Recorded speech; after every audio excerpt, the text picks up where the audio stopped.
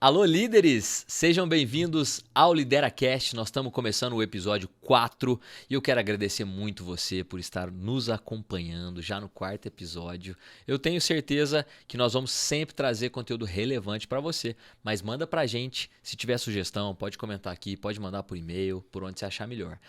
Antes de mais nada, quero agradecer nossos parceiros, Cerveja do Funil, Chopp do Funil e a Dedicar Soluções, que acreditam e apoiam essa iniciativa do Lidera Lab, que é o LideraCast. E agora sim, quero apresentar para você o nosso convidado de hoje, um cara que eu tenho o orgulho de chamar de amigo hoje, que chegou como um parceiro, foi chegando aos poucos, se apresentando, e ele que vem diretamente do PagBank, ele está como head de portfólio lá, comandando tudo que você imaginar dentro do PagBank, manda prender e soltar. Senhoras e senhores, recebam meu amigo Matheus Rocha. E Olá, aí, cara? tudo bem, brother? 100% ou não? 100%. Obrigado pelo convite. Um prazer estar aqui com vocês para a gente trocar uma ideia, né, sobre liderança, É isso, cara. sobre inovação, carreira e coisas que são tão importantes, né, para líderes em formação e até líderes já estabelecidos, né? É isso, cara. E primeiro, obrigado sua agenda de você estar aqui com a gente. É uma honra te receber e trocar uma ideia bacana com você. Vamos lá, né? Trocar ideia contigo é uma coisa muito fácil. Você sabe que a gente já faz isso, né? De forma bastante recorrente, né? Então, vamos trocar ideia aí com as outras pessoas que vão nos assistir aí também, né? Aí, pessoal. É isso aí, pô. É isso aí. Cara, Matheus, pra gente começar. Hoje você tá numa cadeira muito interessante dentro do PagBank. Só que a sua área, né? Depois eu quero até falar um pouco sobre isso, porque eu não gosto de limitar a área, né? Ah, minha área... Eu formei em publicidade e propaganda, né? Hoje é uma das coisas que eu menos faço, é atuar nessa área, mas eu tenho muitas habilidades que vieram da publicidade e propaganda. A sua formação não é no ramo financeiro. Você vem da tecnologia, né? Como é que é? Me conta um pouco da sua formação, cara. Eu me formei em sistemas de informação, né? Comecei a trabalhar com desenvolvimento de software, então programando mesmo, programando aí nas épocas de Citibank, né? Expansão do Citibank aqui no Brasil na época. Você já começou numa veia bancária, então, já de certa comecei forma. na veia bancária. Acho que na minha trajetória, a única coisa que destoou nesse sentido de instituição financeira foi o UOL, né? Que é um portal de produtos digitais e de conteúdo também, né? Que, pra quem não sabe, que é a mantenedora, né, do PagBank. É a Isso. mantenedora que diz, na verdade, não, foi uma spin-off, né? Então, assim, tá. o PagBank, a PagSeguro, na época, né, nasceu dentro do contexto UOL, dentro dos times do UOL, né? E aí, à medida que foi crescendo, ele foi para uma spin-off, né? Começou a ganhar atração. Segura esse termo spin-off, depois nós vamos falar um pouco sobre ele para explicar melhor. Que eu quero saber um pouco melhor. Na minha cabeça, tem uma diferença startup, daí eu quero que você me explique isso melhor. Tá bom. Volta na sua carreira aí. Você estava lá no Citibank. Aí comecei a programar e tal, né? Fiz a minha jornada ali como estagiário, depois fui efetivado e tal. E eu comecei a trabalhar com projetos regulatórios, né? São aqueles famosos regulatórios para o Banco Central. O nome tem cara de coisa chata, na verdade. São coisas que se você não tem uma data muro e que se você não entregar, você tá lascado. Entendeu? Você tem que pagar multa. E você cuidava disso lá? Eu cuidava de uma das partes, né, disso. A última que eu fiz, inclusive, foi a circular 3418. Que isso? Você lembra? Quanto tempo tem isso? Isso deve ter uns 15 anos. Caraca. Foi uma das últimas entregas que você fez. Porque foi assim, basicamente a 3418 é que gera toda a base do Banco Central de consulta de crédito. Então, por exemplo, o Eric tem conta no Santander, no Bradesco e no PagBank, por exemplo. No Sicoob também. E no Sicoob também. Aí ele tem cartão de crédito, por exemplo, ele usa um limite XPTO. Isso também é crédito, então você precisa informar para o Banco Central. Senão o que acontece? Era muito comum antes da circular, né? De você chegar e falar assim, eu sou o Eric, tem aqui um olerite de 15 mil reais, vai no Bradesco e pede um empréstimo. Aí você vai no Itaú e pede. Então, com a 3418, você teve uma consolidação disso no Banco Central. Então, você acessa essas informações antes de dar crédito para alguém. Hoje tem a ver com esse Open Bank, Open Finance, Open não sei o quê? Não tem a ver com Open Finance, porque aí é da instituição bancária para a instituição bancária. Então, você consegue ter uma linha direta de compartilhamento de informações, tá? inclusive de crédito. Só que é uma base, por exemplo, para evitar fraudes no sistema bancário, né? É porque você sai pedindo empréstimo para todo mundo, né, cara? Com a mesma garantia. Com a né? mesma garantia. Só que, na verdade, essa garantia já tá comprometida com alguém. E você já tem ali, vou pedir 45 empréstimo de 100 mil reais, você já tá devendo 200. Caraca, que loucura. Aí você cuidou disso. Isso. Mas você ficou um tempo no Citibank e depois você foi para outro lado. Aí depois, né, dentro de um desses processos da própria circular, um coordenador saiu e eu recebi o convite para virar coordenador, né? Eu tinha 24 anos de idade. É aí que começa a tua jornada de liderança. Aí que começa. É aí que nós vamos conversar muito agora, então, cara. Aí começa, viu? E começa já com um desafio, assim, de liderar equipes, porque eu conhecia bastante tecnicamente, mas não tinha traquejo de liderança. Tá. Então, só pra gente contextualizar, assim, ó, você não fez um curso de liderança nessa época, você não foi preparado, você não fez uma... Tipo, você caiu, mostrou serviço num contexto individual e viram em você um potencial de liderança? Como que foi essa escolha? Então, o convite na época da Ana Angélica, né? Foi no sentido de falar assim, Matheus, você é a pessoa que mais conhece aqui, a pessoa está saindo e tal, o que você acha de assumir? Não foi por pessoas, por nada disso, foi por conhecer a ferramenta, tipo isso. Conhecer do processo da circular, de conseguir navegar, dialogar com as pessoas, né? Porque geralmente, isso hoje em dia já é bem diferente, né? Até por conta da evolução das metodologias, etc. Mas antigamente era muito comum o desenvolvedor só codar. Então ele fala assim, me dá a especificação aqui, me fala o que você precisa e eu desenvolvo para você. E eu escrevo isso. Codar é escrever com códigos, né? Codar, Eu vou fazendo a tecla SAP aqui. Eu codo, tu codas, ele coda. Spin-off já não vamos voltar, mas o codar, pessoal, porque como é que chama? Pode ser, pode ser. Codar significa desenvolver, escrever código. Glossário, é o glossário. Vai aparecer aqui embaixo, codar, desenvolver códigos, escrever códigos. Beleza. Pode seguir depois do codar. Aí enquanto você codava, aí as pessoas... A Ana Angélica, que você falou? Angélica. Ela era líder nessa época? Ela era gestora nessa época, Acima dessa liderança. Saiu a pessoa da liderança? Saiu a pessoa, ela me fez um convite. Me fez um convite ali. E aí eu comecei a jornada ali de liderança, né? Que ano que era isso, Matheus? Cara, isso Você tinha 24? foi... Tem 14 anos. 2010. 2011, porque tá muito no começo do ano agora. Estamos gravando em janeiro de 2024. 2011, por aí. Caraca, beleza. Você assumiu o papel de liderança. O que foi a primeira coisa que você fez? Besteira. Eu achei que você ia falar um curso. Besteira. Não, genial. Mas qualquer pessoa, né? Assim, genial. A primeira coisa é besteira. Você não tem conhecimento, né, e tal. E o que foi essa besteira que você fez? Essa besteira foi de começar achando que eu era alguém importante, entendeu? Com 24 anos de idade, né? Então você fala assim, nossa, então agora tem que dar tudo certo, tem que dar tudo certo. E eu comecei a tentar, de certa forma, microgerenciar pessoas que eram até mais velhas do que eu. Uhum. E aí eu comecei a encontrar resistência dessas pessoas, né? Falei assim, mas como é que tá a tua atividade aqui? Cara, Matheus, quando eu terminar eu te falo aqui que eu terminei. Não precisava de fazer isso, né? Exato. E aí eu comecei aí nesse caminho, a Ana viu e falou, Matheus, então, calma. Mas você acha que você queria mostrar serviço na época? Você queria sim, com certeza. ganhar respeito das pessoas? Todo mundo que é promovido, de certa forma, quer se consolidar na cadeira, né? Uhum. Assim, cara, eu não posso, confiar em mim e eu não posso falhar, né? E na minha cabeça, a liderança era repetir aquilo que me levou, né, de um viés técnico para a liderança. Então, assim, nossa, eu fui promovido porque eu fiz isso, né? Mas, na verdade, não. Agora é um viés mais de ajudar a organizar o trabalho e permitir que as pessoas entreguem aquilo que elas foram contratadas para fazer e têm expertise para fazer. Uhum. Como era o meu caso como líder de mim mesmo na época, né? E depois passando para a liderança de pessoas. Então eu comecei a entender isso. Aí eu comecei a procurar formações, né? Procurei o ITIL na época, né? Que era um... Como que é o nome? ITIL. ITIL? Como é que soletra isso? I-T-I-L. I-T-I-L. O ITL, o pessoal chama também.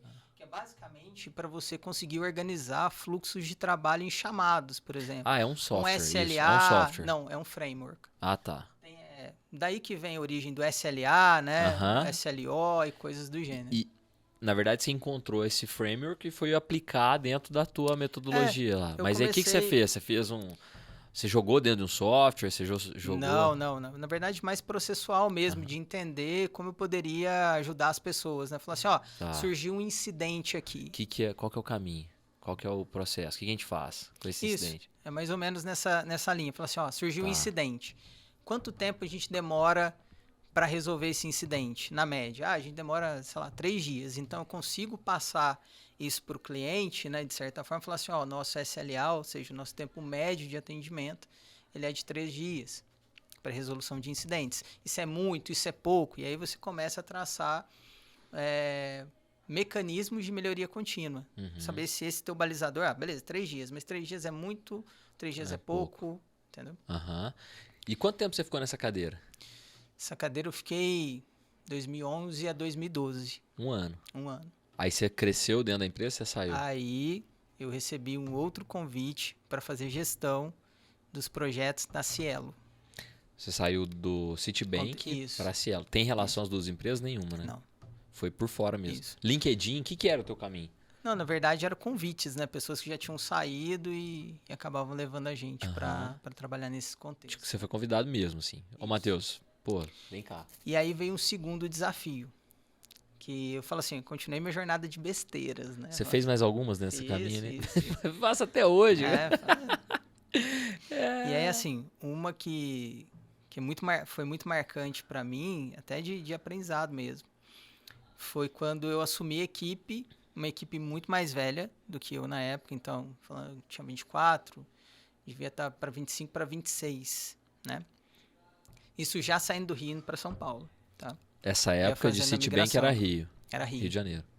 Era Rio, mas tinha um pedacinho em São Paulo. Né? Era bem difícil. Menor. E aí, acho que um dos pontos principais é tentar ganhar o respeito pela autoridade. Então, assim, em vez de conversar com as pessoas, de tentar criar um relacionamento, eu confiei muito na minha chegada. E eu brinco muito que é o que o Cortella falava ali, né? Sempre, até hoje fala. É o vice-treco do subtroço. Então, assim, você acha que é alguma coisa, né? Pelo teu cargo, pela autoridade do teu cargo. E aí, uma dessas conversas, eu falei assim, não, mas vocês têm que fazer. Por que vocês não estão querendo fazer? E um senhor, na época, ele falou assim, Matheus, primeiro aprenda a chegar. Falou isso pra você? Da equipe, assim, mas eu fiquei muito pistola. Assim, aprende a chegar, aprende a entender o contexto que você está sendo inserido, depois você pensa aí, né, em como você vai seguir. Eu detestei esse cara na largada, cara. Eu falei assim, cara, vou mandar esse cara embora. Porque esse cara tá me desafiando. E aí, né, por que não coincidências, né, mas por, sei lá, percalços da vida, né, de certa forma, essa pessoa foi uma das que mais me ajudou a enxergar a liderança mesmo sem ser líder. Então, assim, tem um contexto muito interessante saber ouvir aí também, né? Você soube ouvir, né? Você precisou refletir sobre isso também, né? Eu precisei refletir, mas de uma forma meio arredia, sabe? Assim, como talvez assim? Pela imaturidade, talvez pela... Eu acredito que sim, né? Pela imaturidade. E aí, assim, e até mesmo de conseguir, de certa forma, enxergar que talvez aquilo fosse muito mais sobre mim do que sobre os outros. De querer, de repente, mostrar que eu sou capaz, né? É o que você falou do superior lá atrás também. Né? E aí o que aconteceu? Eu comecei a entrar numa linha muito mais de líder-servidor na época, né? Então, assim, e até na época assim, tinha um livro que era muito famoso, eu gostei desse livro durante muito tempo. Hoje eu já tenho ressalvas, mas assim, é um livro chamado Monge Executivo. Conheço. De 2005. Esse livro eu conheci pela minha mãe, olha que engraçado. E aí, assim, ele fala muito de liderança servidora, né? Basicamente, a história é sobre um monge que está lá no mosteiro e o executivo vai lá aprender com ele. Eu acho isso muito bom, mas é limitante porque a gente entende uma escola de gestão, né? Não resolve todos os problemas, né? Mas não, pelo contrário, dá alguns guias, né? Outros, né? Ele cria um muito perigoso na liderança, que é o gestor oráculo. Tá sempre... Ele é a pessoa mais inteligente da sala, ele toma todas as decisões, ele diz quem tá certo e quem tá errado. Isso é perigosíssimo. Qual o maior risco que você vê nesse gestor oráculo? O maior risco é tomar decisões unilaterais que vão impactar a vida das pessoas e, por conseguinte, da empresa. Porque todo mundo tem a certeza que é a melhor resposta. Quer Né? ver, ó, por exemplo... Se é o oráculo, é a melhor resposta. Exato, ela fala assim, não, ele é o chefe, ele E sabe. ele sabe qual decisão tomar, né? Ou até mesmo, por exemplo, você vai lá, aqui até pensando no teu tempo de agência, você tem uma reunião com o executivo. E quem fez a apresentação, preparou a apresentação, tem o conhecimento técnico, não foi chamado para essa reunião. Aí você vai lá, você vai falar superficialmente sobre o que você entende, pode passar uma ideia totalmente equivocada e chegar de novo falando assim, ó, o alinhamento foi esse. Você fala, não, mas não era para fazer esse alinhamento. Eu até faço uma analogia, uma brincadeira, falando assim, era muito comum em gestão montar aqueles gráficos gigantes e tal, né? Gantt chart, né? Não sei o quê. Do tempo que tá rolando. Da linha do tempo e etc. Era muito comum o gestor preparar. Então, por exemplo, você tem um projeto de, sei lá, que vai demorar 1 ano para ser feito, e o gestor diz quem faz o quê em que tempo. Com base em quê? É aí que cria o mito do oráculo. Ele fala assim, ele deve estar sabendo que ele deve saber do que ele está fazendo. Aí o que acontece? Não entrega o projeto no prazo. E isso não é dado da minha cabeça, do Chaos Report. O Chaos Report diz que 80% dos projetos falham. E aí você pega a raiz disso, tá? Principalmente na comunicação e decisões unilaterais, né? Além de metodologia de trabalho, etc. Só que aí você pega uma... Isso é muito sério, né? E falhar não significa que assim, deu tudo errado. Ele não atingiu o objetivo principal. Ele pode ter sido até entregue, mas ninguém usou. Ou a maioria das funcionalidades não foram utilizadas. Porque o projeto, quando é entregue, não significa que ele está pronto também, né? Às vezes ele vai iniciar uma outra etapa, às vezes ele vai para o mercado, vai ser testado. Às vezes... Então, hoje a gente evita muito fazer isso. Evita muito ter ciclos longos de desenvolvimento. A gente tenta mais trabalhar ciclos mais curtos. Ciclos mais curtos para pegar feedback do cliente e melhorar o produto, né? Com agilidade, né? Com agilidade. Nós vamos entrar na cadeia ágil aí ainda. E aí, mas você tá nesse elo agora, nesse momento, da conversa. Sim. É. E aí, né, acho que foi uma lição muito boa ali de liderança. Eu conheci a agilidade ali por volta de 2011 também, 2012. Nesse momento, fiz minha certificação de Scrum Master na época. Aí eu falei assim, nossa, cara, trabalhar com agilidade é o que há, né? Achei o... Aí que eu cometi outra besteira, nessa época também, né? Que foi o seguinte, eu fui lá, fiz o curso, mas ninguém sabia do negócio, né? E etc. Eu falei assim, não, fiz o curso. Esses investimentos que você fazia em curso, era a empresa que bancava ou você? Eu. Por que você nunca parou de aprender assim? Porque eu acho que assim, acho que você só consegue se desenvolver quando você busca novos conhecimentos, né? O que a gente até brinca, a mente que se abre para novas ideias nunca volta ao tamanho original, né? E aí, assim... Desculpa. Não, tudo bem. Tem uma piada, o Matheus sempre faz essa piada. Eu não consegui aqui não segurar. Não lembrar, né? Mas essa piada vai ficar só na imaginação da galera. Mas o grande ponto é que... Não tem corte, tá? Não, cuidado com essas piadas. O grande ponto é que, assim... quando você aprende, você se abre para aprender com pessoas diferentes, cara, o negócio muda, velho. A tua jornada muda, você começa a enxergar as coisas de uma forma diferente, vê o que você poderia melhorar, coisa que você não consegue. Você vai ficar rindo agora. Ai, Matheus. Peraí, vamos de novo. Não corta, não precisa fazer nada, é só pra gente se recompor, porque... Mas sabe o que eu quero trazer um parênteses disso? A gente tem uma amizade que não é uma amizade tão longa, mas que a gente se identificou muito pelas ideias e tem essa liberdade de fazer piada. E isso acho que é uma característica de mentes que estão em construção, porque elas se abrem. É tudo a ver com o que você está falando. Se a gente ficasse no nível da nossa primeira conversa, foi super séria, você veio no Lidera 4, Eric, quero te dar um feedback, ponto de melhoria, não sei o quê, e eu falasse, Matheus, obrigado. A gente não estaria tendo essa conversa hoje. Eu acho que você foi muito genuíno comigo e eu fui muito aberto pra te ouvir. Então acho que aí deu match por isso, sabe? Então, pra quem tá nos assistindo, não tá entendendo nada dessa risalhada nossa aqui. Mas é fruto de uma conexão.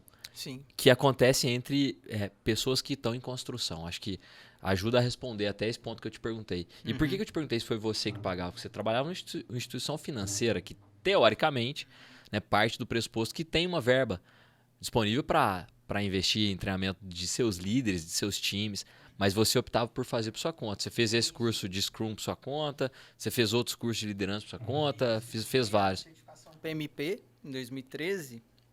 É de planejamento? Não, PMP é a certificação de gestão de projetos mais reconhecida do mundo, né? Do PMI. PMI. Isso. Ah, então se for PMP, eu sabia que tinha uma sigla aí diferente. PMI. PMI, O PMI eu conheço a certificação. E tudo isso dentro da Cielo na época. Você foi percebendo que, poxa, Isso, abriu tinha um caminho. Aí eu fui alocado, né, em um projeto chamado Best of Both. Que era Both? o melhor de ambos, né? Ah, Best of Both. Tem essa pronúncia, assim, enfim. Tá. É... O que é melhor de ambos? Como assim, melhor de ambos? Melhor do que? Então, melhor do que, por exemplo, a Cielo comprou um sistema fora do Brasil, uma empresa chamada Merchani, e tinha um sistema legado, né, de processamento de pagamento. Vamos pegar o melhor dos dois. Nossa, que legal, cara. Mas o que é esse Best of Both, ou Both, não sei? É um framework? Não. É um sistema mesmo. Era um sistema de meio de pagamento. Chamava BOB? Não. Não, um se chamava... Não, mas o que é a mentalidade? Esse Best of Both aí é uma mentalidade, É um o nome framework? do projeto mesmo, porque assim... Vocês deram esse nome lá dentro? Isso, para pegar o melhor dos dois e criar um sistema novo. Que pode ser utilizado né? em qualquer coisa, Que né? é o melhor sistema de pagamentos que deveria existir no mercado ali naquela época, né? Então foi uma experiência bem interessante também de trabalhar ali, porque a massa de informações que você tem de transações ela é gigantesca, né? Então, isso trouxe muitos aprendizados e foi, naquela época, uma oportunidade da gente começar a rodar efetivamente Scrum. Né? Então, foi até um negócio interessante, porque num projeto anterior, a gente falou assim, cara, a gente quer rodar Scrum. E aí, na época, o presidente da empresa falou assim, não, vocês não vão entrar com esse negócio aqui não. E aí era um modelo mais tradicional, né, cascata e tal. Falei assim, não, porque esse negócio de Scrum aí ainda tá muito incipiente, não sei o que e tal. Aí o pessoal falando assim, pô, mas a gente tinha que rodar isso aqui, porque isso aqui tem a cara, ciclos curtos, etc. Falei assim, não, cara, e se a gente não chamar de Scrum, vamos chamar de Time Box. Deu um nome qualquer, né? Time Box, ele tem interações a cada 2 semanas, você faz uma reunião de planejamento, uma reunião de retrospectiva e uma reunião de review, que é quando você vê se aquele item entregue, ele de fato atende às necessidades daquilo que foi especificado, né? De entrega de valor. E aí, começou a rodar nessa forma, e depois esse presidente falou assim, pô, cara, legal essa metodologia Time Box. Bem melhor que a Scrum. Scrum é assim. Scrum. Aí, né, o diretor na época chegou e falou assim, então, fulano, isso aqui é Scrum. Cara, às vezes mudar um detalhe assim, né, pra percepção das pessoas muda tudo, né, cara? Exato. Poxa, e quanto tempo você ficou na Cielo, total? Aí eu fiquei, depois do Best of Both, eu peguei uma outra linha que eu acho que assim, essa foi a mais desafiadora da minha vida, que foi a migração, né, da bandeira Elo.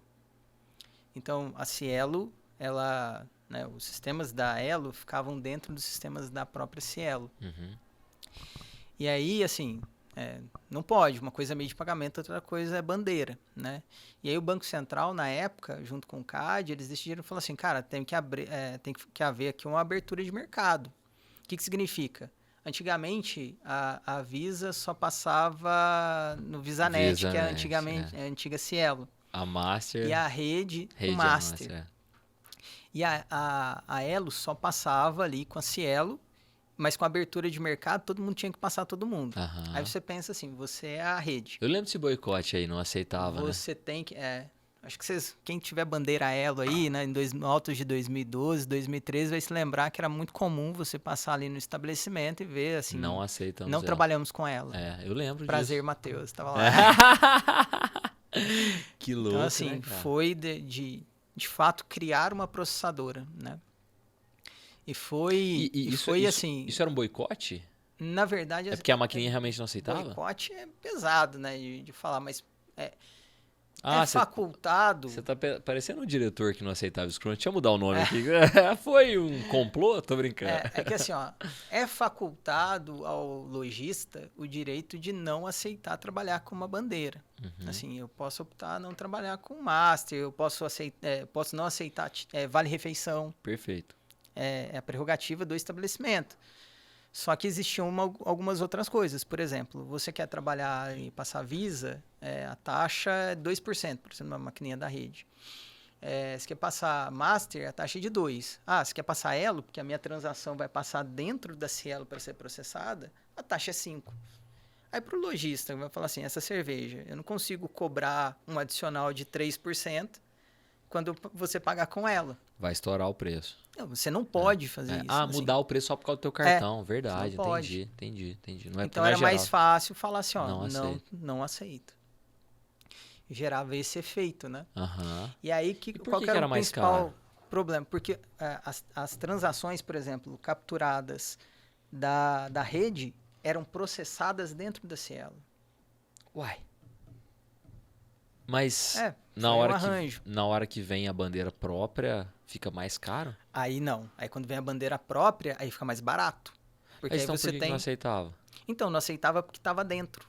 O nosso trabalho foi justamente tirar todo o core daqui e passar para fora, entendeu? Para um sistema totalmente independente, de domínio da própria Elo, sem nenhuma ligação com Cielo, nem nada do gênero. Era outra A Cielo passa a ser só mais um cliente, né? Mais um ator dentro desse processo. Que roda dentro dela. Aí ela passou a se tornar igual rede, igual na época tinha a Elavon, própria PagSeguro na época, né? Ainda chamava PagSeguro. A Elo que nasceu da Cielo. Depois. Nasceu da Cielo. Veio depois. A Elo veio depois da Cielo, né? Beleza. E você passou para trabalhar dentro da Elo também, não? Isso. Aí eu passei a fazer esse trabalho que a gente chamava de New Elo, né? Que é a nova criação da bandeira Elo. Esse foi o mais desafiador, porque ele também tinha data muro de Bacen. Eu nunca fugi desses negócios, né? Assim, sempre encontrei. Tem um prazo ali. Tem um prazo. Data muro, nunca tinha ouvido esse conceito, né? Que a gente falava muito deadline. É meio morto, né? É que assim, o deadline, assim, né? Morreu. O data muro é que se você não chegar, você vai dar Você só não diz que morreu, mas vai bater de frente também, vai dar no muro. Caraca, que interessante. E aí, assim, foi o mais desafiador, né? Porque nessa época eu já era gerente de gerentes. Você tava acima de... Isso. Aí já era uma galera abaixo de você, então. 150 pessoas para poder fazer isso. Aí, tipo, cada gerente tinha 10, tipo isso, assim. Isso. Tinha 15 gerentes, tá? Já divididos em squads ali, né? E com assuntos distintos. E com entrega, assim, cara, se não fosse trabalhar com agilidade, eu acho que a gente não tinha conseguido. Porque era muito complexo, cara. Imagina você pegar o core business todo de um lugar, jogar para outro, ter que transacionar e funcionar. É muito complicado. Você acha que esse foi um dos maiores desafios que você já fez? Acho que foi. O que esse desafio trouxe para você como uma conquista pessoal, assim, de falar, caraca, isso, como líder, eu posso me orgulhar disso? Acho que o primeiro ponto de realização, então você fala assim, poxa, eu consegui fazer algo relevante a nível Brasil, isso é muito bom. Muito. É um portfólio que vai acontecer para sempre. Para sempre, né? Assim, igual meu hipotireoidismo. É onde eu queria chegar, cara. Aí a minha segunda pergunta era, e o que essa conquista te trouxe no âmbito pessoal, que eu quero falar um pouco do Matheus. Tá legal. CPF. Nessa época, acho que um ponto muito importante foi assim, não tem realização sem uma espécie de preço. Não tem. Você vai ter que pagar algum preço em algum momento. E nessa época, não tinha manhã, tarde, madrugada, né? Por exemplo, a minha esposa, a Rafaela, ela né, não gostava muito, porque eu ficava pouquíssimo em casa. Assim, tinha vezes que eu chegava em casa às 7 horas da noite, 8 horas da noite, tomava um banho e voltava para passar a madrugada. E agora chegou a vez dela, onde que ela tá hoje? Tá na Turquia. Chegou a vez dela, verdade. Muito bom. Tomara que ela não tenha um hipotiroidismo. Acho difícil, acho que hipotireoidismo não. Mas acho que o grande aprendizado que fica é que, assim, não tem certo ou errado, né? Assim, tem coisas que você fala assim, poxa, isso trouxe uma consequência, né? Então, por exemplo, hoje eu já tenho uma mudança de estilo de vida até com algumas coisas. era muito comum eu sair para almoçar depois de todo mundo. Eu ia almoçar 3 horas da tarde. Eu saía para almoçar depois de todo mundo. Quando todos os gestores voltavam, eu perguntava, e aí, tá tudo bem? Não sei o quê, eu saía para almoçar. Caraca, bicho. 3 horas da tarde. É uma entrega, é um over delivery que você tá fazendo no teu CPF para ter resultado ok, né? Acho que hoje a gente discute muito isso. Eu tava numa reunião hoje mais cedo e aí a gente tava falando de uma questão de perfil comportamental e tal, e um pessoal que oferece esse software de perfil comportamental, não vou detalhar muito aqui, mas contando que tem uma pesquisa que eles realizaram em loco com alta gestão e essa galera é toda viciada em álcool, medicamentos, zero prática de esportes, alimentação esquece. E é o que você falou, acaba se tornando um preço. Mas, Matheus, até quando a gente vai aceitar isso, cara? Que a liderança tenha que se submeter a algum tipo de psicotrópico, non-trópico, ou bebida alcoólica, droga, não sei. Então, Eric, acho que isso está muito ligado ao mito da alta performance, cara. Assim, e era esse, eu achava que eu tinha que viver só em alta rotação, assim. Trava o motor, né? Uma hora trava o motor, né? E é uma das sortes que eu tive, assim, tipo, eu tive hipotireoidismo, mas meu motor não travou. Poderia ter travado. Engasgou. Mas assim, enquanto a vida profissional, e é um negócio muito louco, assim, né? Enquanto a vida profissional deslanchava, a vida pessoal, né? Assim, contato com a minha filha, né? Eu vejo que você tem hoje uma super preocupação, né? Com o crescimento da Serena, né? Sua filha e tal. Que é uma coisa que eu não tive no começo da Maria Cecília. Hoje ela tá com... Hoje a Maria Cecília vai fazer 7. Isso faz falta pra você e pra ela? Faz, assim, não. Hoje, né? Eu tento suprir de outras formas. Mas no começo, sim. No começo fez, sim. Você não conseguia estar presente mesmo? Não conseguia estar presente. Não conseguia. A Rafaela segurou muita coisa ali sozinha, entendeu? Em muitos momentos ela foi pai, mãe. Em alguns momentos ela foi. Chegava. E aí, assim, quando você fala assim, pô, agora eu consegui fazer entrega aqui e tal, você acha que vai baixar? Você tá tão acostumado com esse mito da produtividade, você fala assim, cara, eu tenho que me manter aqui, qual que é a próxima encrenca que eu vou entrar? E entra? É fácil achar encrenca, né, velho? Entra. É facinho de achar encrenca. Deixa eu ver a próxima briga de bar que eu vou arrumar aqui, né? Eu brinco muito que é muito aqueles negócios assim de filme americano, saca? O cara chega no bar, tá tomando uma tranquilão, tá fazendo aí começa a estourar uma briga, o cara bate nele e fala, pô, não, cara, o cara vai, bate nele, ele entra na briga e dali dá o enredo do filme inteiro. Vamos né? brigar. E ali começa, né? E é real isso, né, cara? No âmbito de negócio, assim, quando você traz pra nossa realidade, saindo do filme, vindo pra realidade, você caça esse tipo de coisa, porque você ficou meio que habituado, né? Que é a história do poder do hábito. A gente falou muito sobre esse livro outro dia, né? Conversando, que é um livro que eu super, super recomendo, inclusive. Charles Duhigg. Maravilhoso, maravilhoso. Você tá habituado a trabalhar nessa alta performance e vai se desdobrando.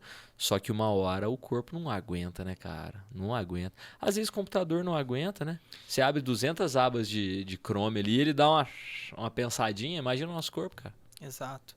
E é assim, hoje muito pior, né, assim, em alguns aspectos, mas, por exemplo, você começa a achar que a sua vida é só trabalhar. E aí, quanto mais você acha que a sua vida é só trabalhar, ou que aquilo que você faz muito bem, mais você mais você negligencia a tua família, que vai te fazer cobranças.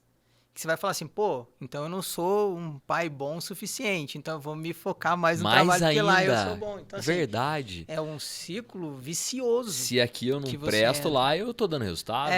Exato. Então, assim, você fala assim, pô, aqui eu tô sendo chamado a atenção, mas lá eu sou... O cara. Você chegou a se sentir assim? Você chegou a acontecer isso com você? Cheguei sim.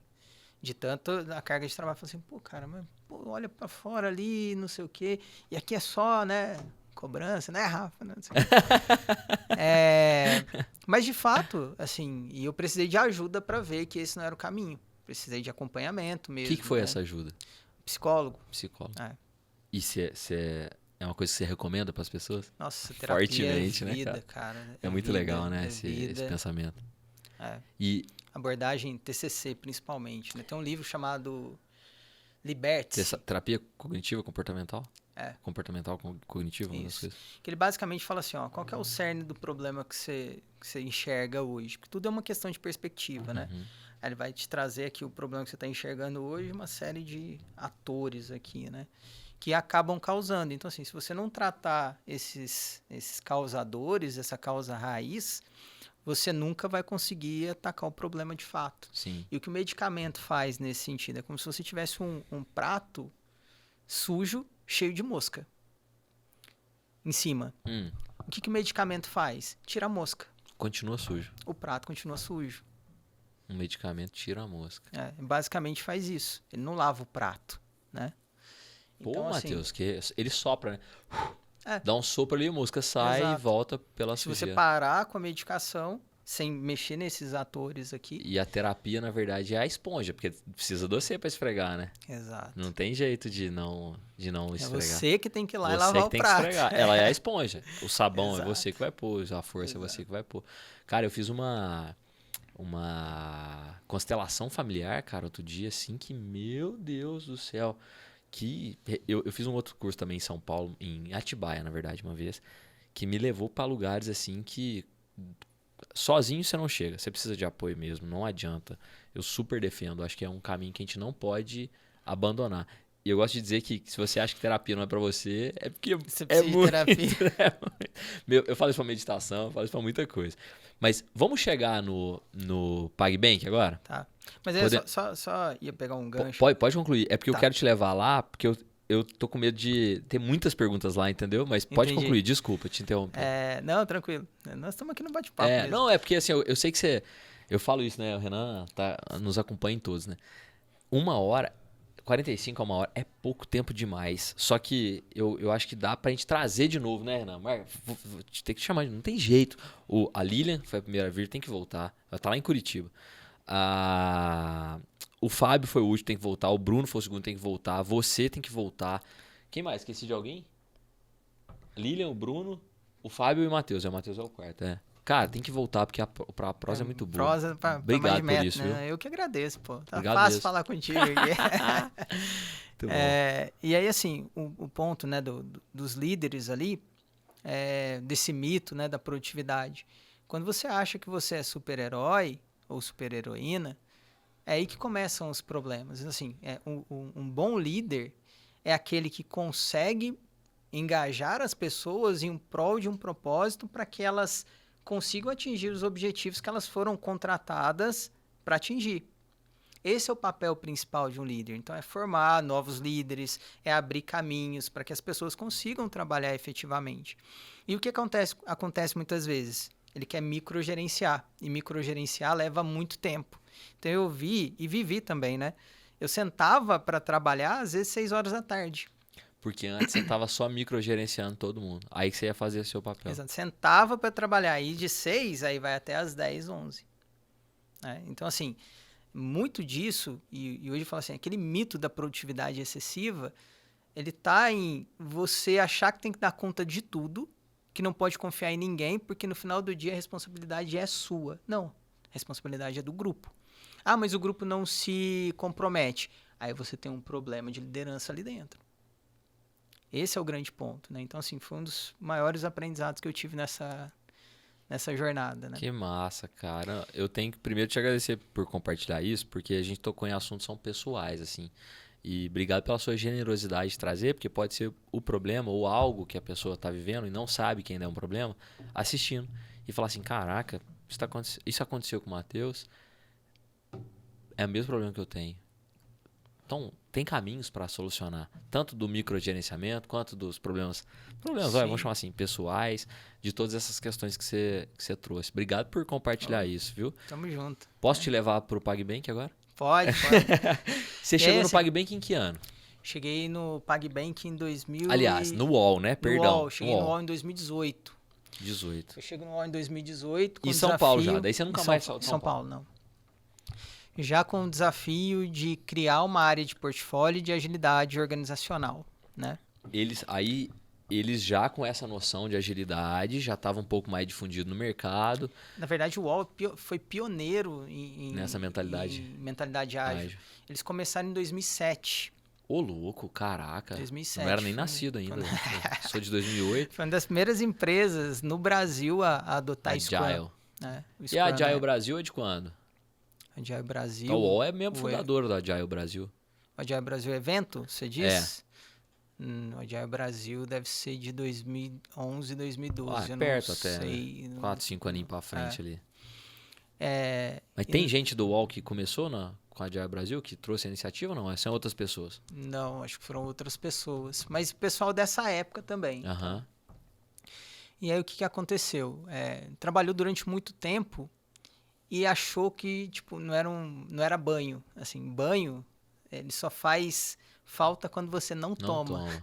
Aham. Senão ele vira commodity. Eu assim, vou tomar um banho, tá? Mas não tem água, né?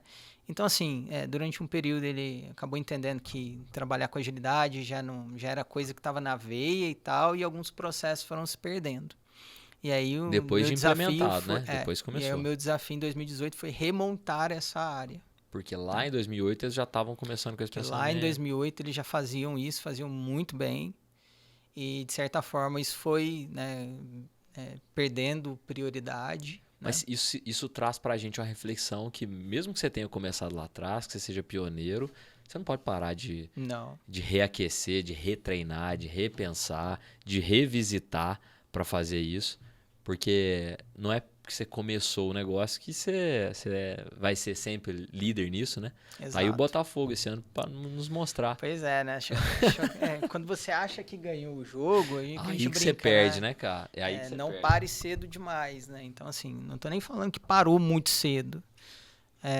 Mas estou dizendo assim, que de certa forma isso pode acontecer com qualquer um ou com qualquer empresa, de achar que você já dominou um determinado assunto que você ainda tem muito coisa para remar, né? e que não para. Assim, o aprendizado ele é contínuo. Eu não posso chegar aqui, ler um livro e falar assim, ó, agora é suficiente, isso é o suficiente. Não, as coisas elas vão se atualizando, vão criando caminhos que são um pouco diferentes, até melhores do que você tinha imaginado previamente, né? Tem um exemplo maravilhoso disso. Quando a gente começou a agência, fiz anúncio de lista telefônica. Na época, o digital nosso era e-mail marketing.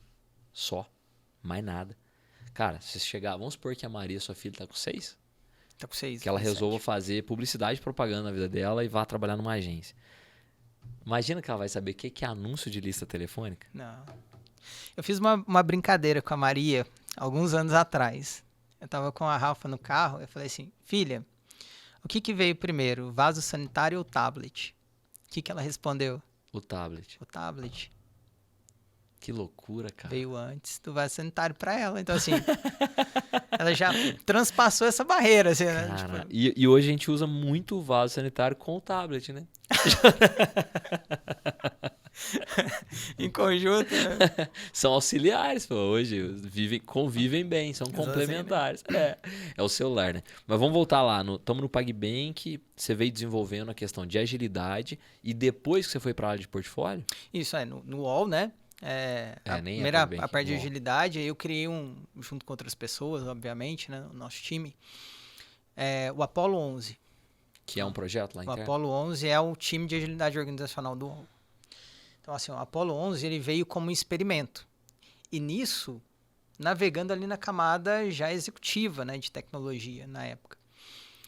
E aí como é que você chega para diretores, né, e fala assim, vou rodar um experimento? As pessoas estão acostumadas a, quero saber quando começa, qual que é o teu escopo de trabalho e quando você vai me entregar e quais resultados eu vou poder aferir disso aqui de sucesso ou não. E o experimento, ele mexe muito com a incerteza. O objetivo de um experimento não é dar certo. O objetivo de um experimento é aprender. Você experimenta não para dar certo, embora seja bom, né? Sim. Mas você experimenta com o objetivo de aprender se aquele é o caminho ou não.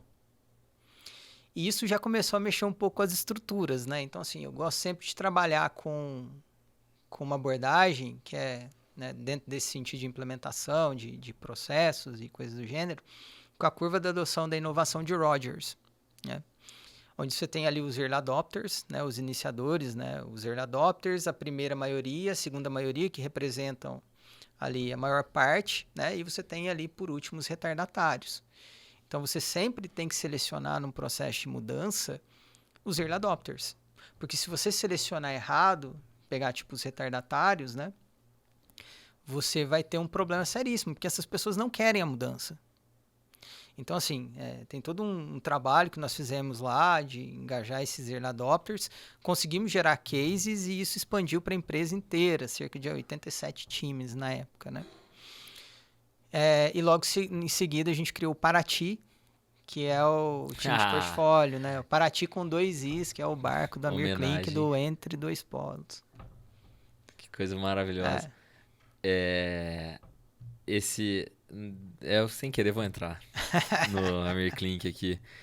O Matheus me apresentou, eu já conheci o Amir Klink, né, há um bom tempo, mas nunca tinha lido nada dele. O Matheus me presenteou com um livro que é 100 Dias Entre Céu e Mar, que, cara, em 2 dias eu não terminei ainda porque eu resolvi segurar um pouco. É apaixonante, você viaja junto com ele dentro do barco, e é um barco do tamanho dessa mesa aqui, um pouco maior que essa mesa, que ele saiu... Tá na aberta, Renan? Tá na aberta? Pensa num barco um pouco maior que essa mesa, que ele saiu da Namíbia e veio pro Brasil.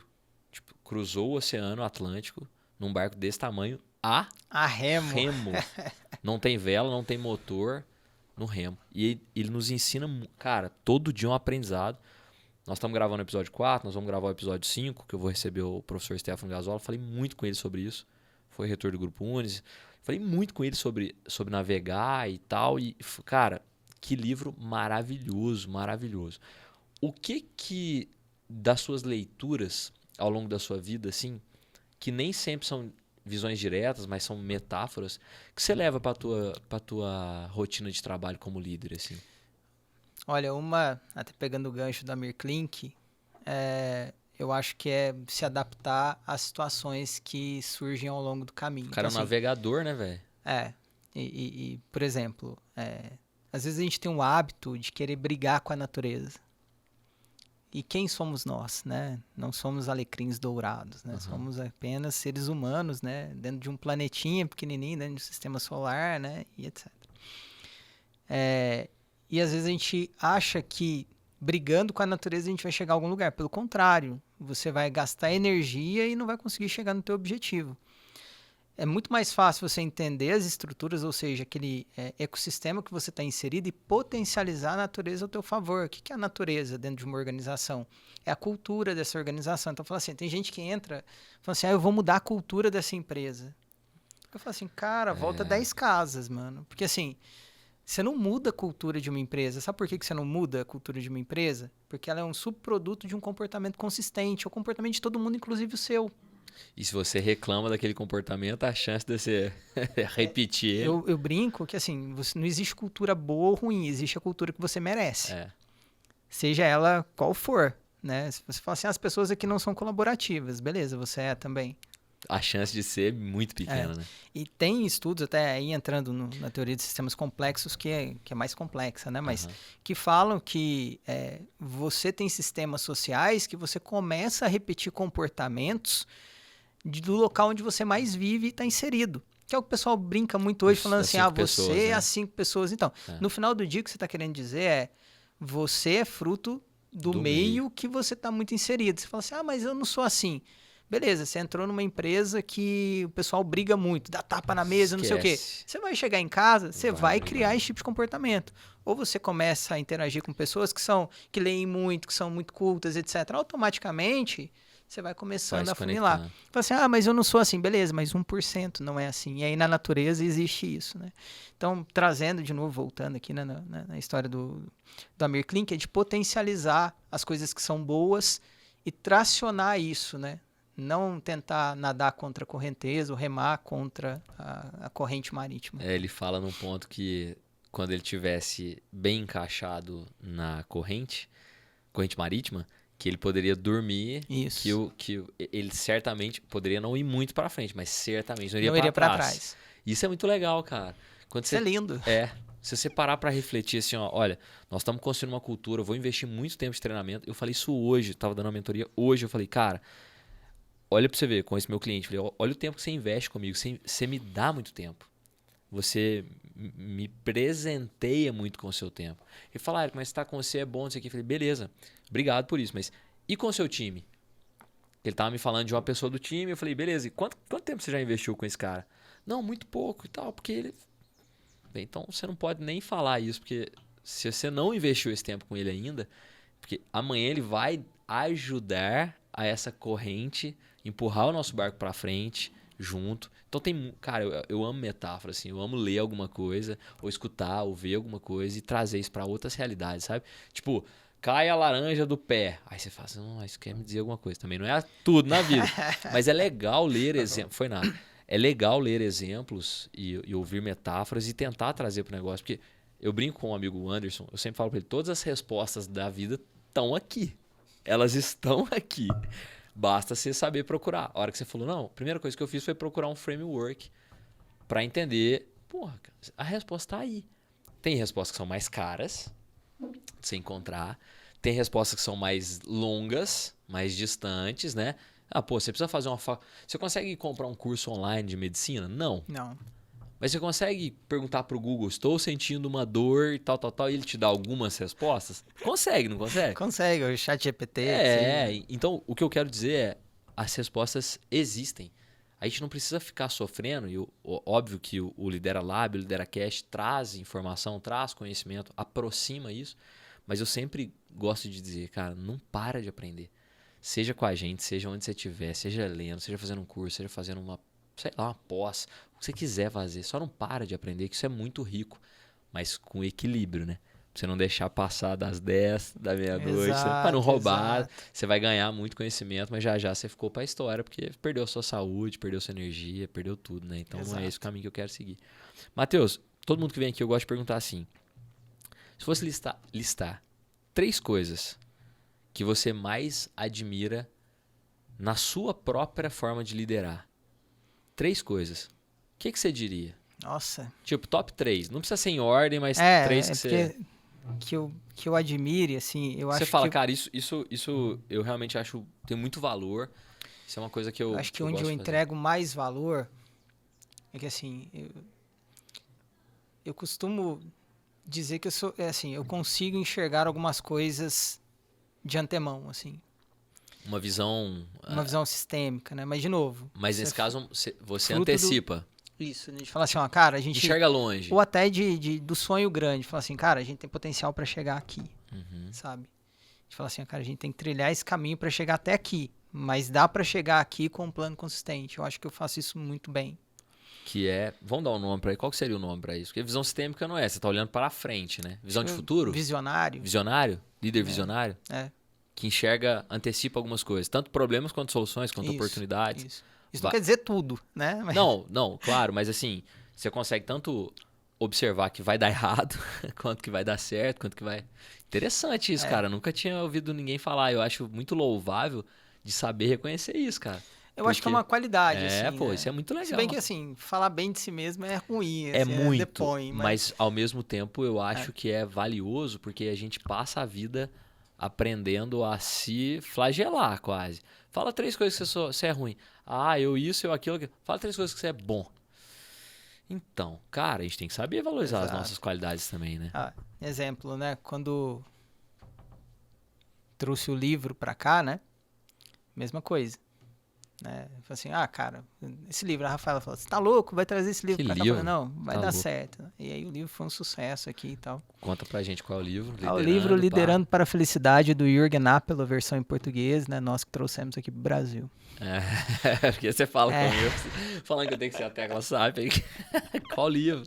Tá aqui o link com desconto. Da Amazon, né? Pô, vou colocar o link na descrição, Renan. Vamos colocar esse link depois na descrição. Tá na Amazon? Tá na Amazon. Pronto, nós vamos pôr na descrição do YouTube. Tem uns 2 anos Liderando que a gente lançou, para a Felicidade, tá eu tenho entre os 15 mais vendidos até hoje. E eu tenho um autografado quase pelo Jürgen Appel. Quase que você me deu ele, lembra? Que você tava com 2. Tava, que era do próprio Jürgen, né? No evento que ele veio aqui em São Paulo. Veio aqui em São Paulo, não, lá em São Paulo. Então tá, o primeiro é essa visão de futuro. Isso. E o segundo? Segundo é saber delegar. Você sabe delegar bem. Eu acredito que, assim, eu confio, né? E o terceiro seria a confiança, mas eu acredito que os gestores que trabalham comigo hoje têm muita autonomia para trabalhar, muita. E eu acho essa uma das nossas grandes vantagens, né, dentro do Pax. Primeiro que o Pax não é muito hierárquico ali, né? Não é. Não. E segundo que, assim, as pessoas trabalham com muita autonomia e com muito propósito. Então, assim, fica fácil de você falar assim, ó, temos essa missão. E aí, no negócio do visionário, temos essa missão, beleza. Os gestores organizam todos os times com muita autonomia. Então, o que eu sempre falo para eles é o seguinte, dentro daquilo que é um limite também aceitável de coisas que você pode fazer dentro de uma empresa, Claro. né? Você tem autonomia para fazer o teu trabalho. Então, assim, você pode tentar fazer uma coisa que não alinhar comigo e o negócio der errado. Eu não vou te criticar por isso. Eu vou te apoiar. Entendeu? Assim, eu vou te apoiar. Pode ter sido uma coisa que depois a gente vai ter que conversar, ó, cara, lições aprendidas, né? e etc. Mas eu nunca vou encher o saco de quem trabalha. Que Nunca. legal isso, cara. Se trabalha, tem minha confiança, né? Exato. E tem autonomia. Assim, você tem autonomia para trabalhar, não para não trabalhar. Entendeu? Assim, você tem autonomia para trabalhar, para fazer o teu melhor. Tanto que, assim, é uma das coisas que eu mais gosto, assim, assim, cara, vai lá, faz errado, né? Mas faz. Porque, assim, é melhor você errar tentando fazer algo do que por... esperar, né? E Exato, quantas por pessoas inércia. tem hoje sob sua gestão? Hoje, né, contando o contexto todo, a gente tem quase 40 pessoas. Diretos ligados Isso. a você. Isso. Em portfólio e Portfólio, agilidade organizacional e inovação. Estão tudo com você. Isso. Que massa, hein? E o terceiro? E o terceiro é a confiança. Então, peraí, visão de futuro, saber delegar. Saber delegar. O que é confiança nesse caso? Confiança nesse caso é que, assim, se a pessoa trabalha comigo, eu preciso confiar nela. E talvez seja assim, ao mesmo tempo que é uma virtude, é um defeito. Eu não consigo trabalhar e ter relações de trabalho com quem eu não confio. E você, Não mas consigo. como é que você filtra isso? Eu filtro pela forma que a pessoa se posiciona, eu filtro pela capacidade que essa pessoa tem de se colocar à disposição. Porque tem gente que fala assim, ah, não, eu sou muito bom, tá, mas você quer tudo na mão, né? E na verdade não. Fala assim, ó, cara, pode deixar que eu vou puxar esse assunto aqui, assunto aqui eu tá busco. Comigo. Exato. Que louco, Exato. cara. E assim, é um erro, talvez assim, né? Mas de novo, é o meu jeito de enxergar. Eu não consigo trabalhar, sentar numa mesa aqui contigo e trocar ideias de negócio, por exemplo, se eu não confiar em você. Que massa. Eu não consigo mesmo. Eu já tive episódios de falar assim, cara, eu preciso, infelizmente, desligar um profissional porque eu não confio. Né? E você não confiava na entrega ou você não confiava na pessoa? Você acha que não é uma pessoa? Nas duas coisas. Porque assim, quando você trabalha com esse tipo de coisa, você tem que falar assim, cara, todo mundo com você tem que começar com 10.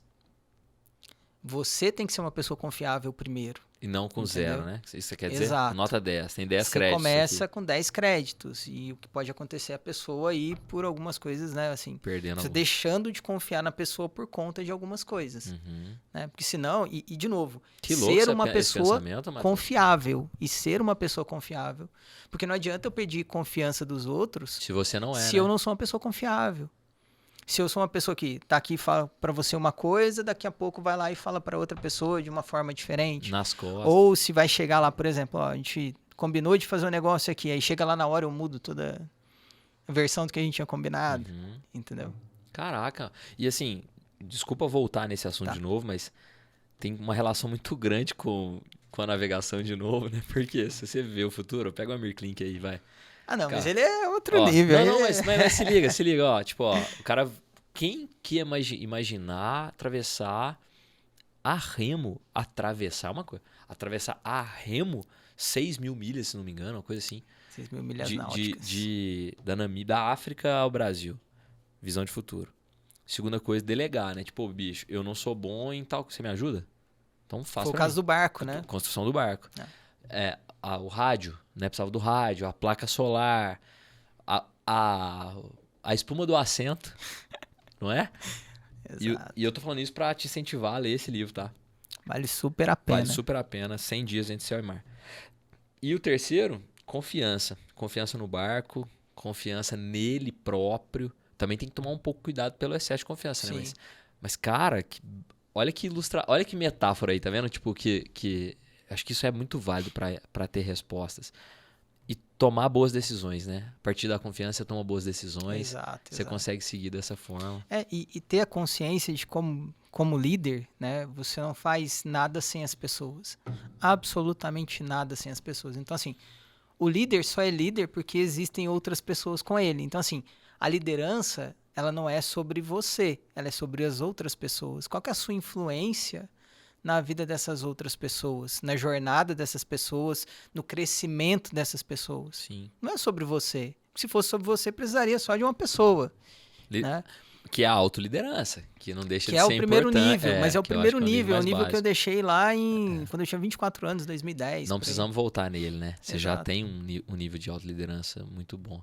Matheus, cara, eu quero te agradecer. Não parece, mas já passamos mais de 1 hora, né? Nossa.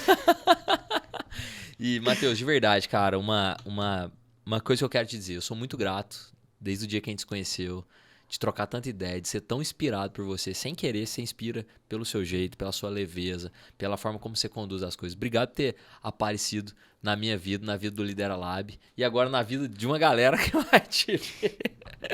Matheus é um cara muito low profile, pra quem tá assistindo e vendo, e ele é um cara muito comedido nas palavras, na forma de dizer. Então eu sou muito grato de ter tido a sua confiança e obrigado que a gente possa construir muitas coisas juntos. Queria abrir para você deixar suas mensagens, suas considerações finais.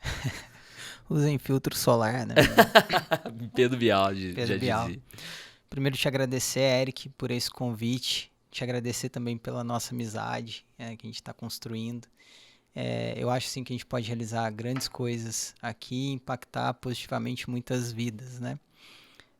Você é uma pessoa incrível, uma pessoa fácil de conversar, uma pessoa inteligentíssima, eu te acho muito inteligente. Obrigado. Não é comedido nas palavras, não né? sou, isso eu não posso dizer. Acho que é o complemento, né? Isso é verdade. E, cara, o trabalho que você faz, tanto agora com o LideraCast e com o Lidera Lab, cara, é um trabalho que impacta positivamente muitas vidas. Vocês que estão aí, obviamente, né? Já conhecem essa figura aqui, que é o Eric. Ou não, às vezes chegaram por você vai compartilhar esse vídeo. É verdade. Mas fica aí, sigam o Eric nas redes sociais. Segue o Eric, né? Arroba segue facinho, o Eric. né? Facinho, né? Então, assim, o que eu deixo aqui também de mensagem final para vocês é que líderes nunca param de aprender. Caraca, que eles têm como pôr efeito sonoro de aplauso.